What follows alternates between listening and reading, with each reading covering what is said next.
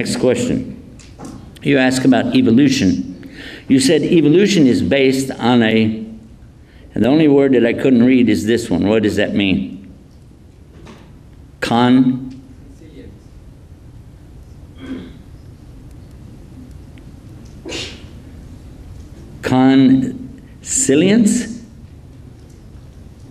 Either I'm saying it wrong or you're spelling it wrong. It must be me. Of inductions, can you do the same with the existence of God? First of all, you made a statement in a question. Are you prepared to back up your statement in your question? You said about evolution. Are you talking about the theory that human beings evolved from monkeys? Are you including that theory along with your theory of evolution? I suppose if... It's a yes or no question. Are you including the theory of human development from apes along with this theory of evolution? You can say yes or no question, did I say it? No, I'm just asking you, is that included? Okay, because that supposes that there is an evolution or a change of species to species. Now, if you're talking about changes within a species, this is different.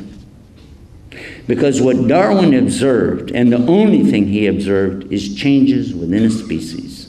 Those were the birds, the finches, that he saw on the Galapagos Islands.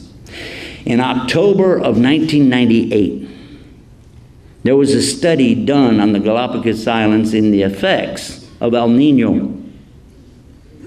I saw it on the Discovery Channel.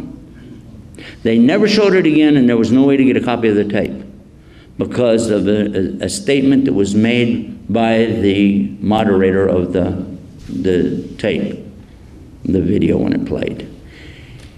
What they showed is that when the El Nino, which is a weather phenomenon, changed so much, so rapidly, the conditions on these islands, that the actual vegetation changed completely.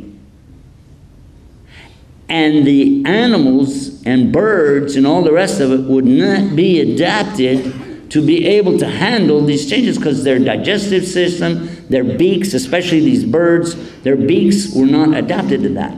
Because when he went from island to island, he saw beaks that had like the parrot shape to get where the fruits were, and the straight one that could get into other areas, a wider one for this and that and so on. And so he assumed that one evolved to the other.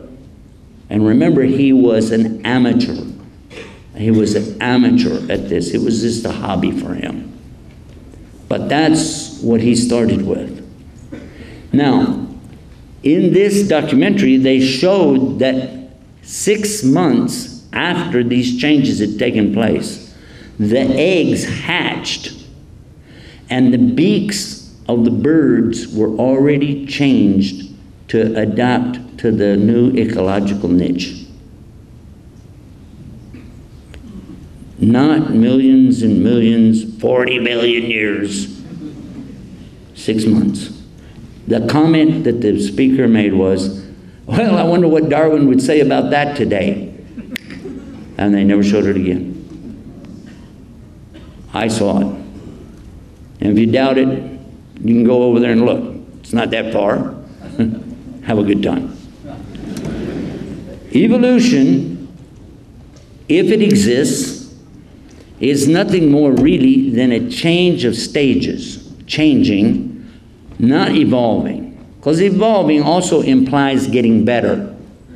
If this were the case, the human beings are the best proof that there is no such thing. Because we sure aren't getting better, are we? Are we? Think about it. We have bigger toys. We have more firepower. We're able to kill a whole lot more people with a whole lot less effort today than they could 2,000 years ago. But the greed, the need, the bad treatment, the many things that we know about today are no different than it was back then. True or false? Maybe worse. So if you want to play the evolution game, the human is the best example of why it's not real. Another one though, to consider is that Islam has provided clearly, and it is the only rock hard evidence that you can go to and say there's a religion that has dealt with this subject from day one. Anything that's being reshaped from one shape to another, let's use, can we say reshaping? Is that okay? You'll accept that with me? All right. Allah is Al-Bari. What does it mean? The shaper or the evolver. So whatever you find in, and by the way, this is long before Darwin was even a little monkey. Whatever you find in the Quran 1,400 years ago is still applicable today, clearly. And a lot of the science we have today really is coming from Muslims in Spain 1,000 years ago who studied the Quran, and they were bringing you this, especially in the areas of medicine. Embryology. Some of the things we know even in the recent last 100 years, even few decades in embryology, have been in the Quran 1,400 years. You need a website for this one. And I'll give it to you. This is a good website for you to check out. Science Islam. Check it out. ScienceIslam.com. That's the best one. And go through there. Take your time. Especially listen to the videos. Because these are top scientists who have now decided that there really is God. The one who's the paraplegic, who is the big top atheist, anybody know his name?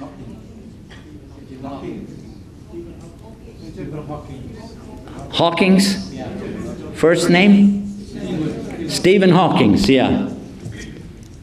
How many of you heard of him? Stephen Hawkins. Yeah? How many of you know he's now decided there must be a God? Yes.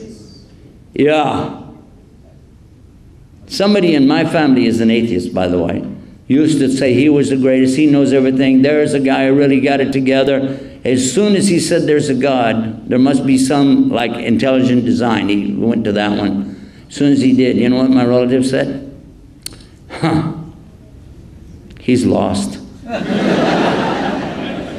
A minute ago he was better than Einstein, but as soon as he said that, as soon as it doesn't match what you want it to be, then what do you say?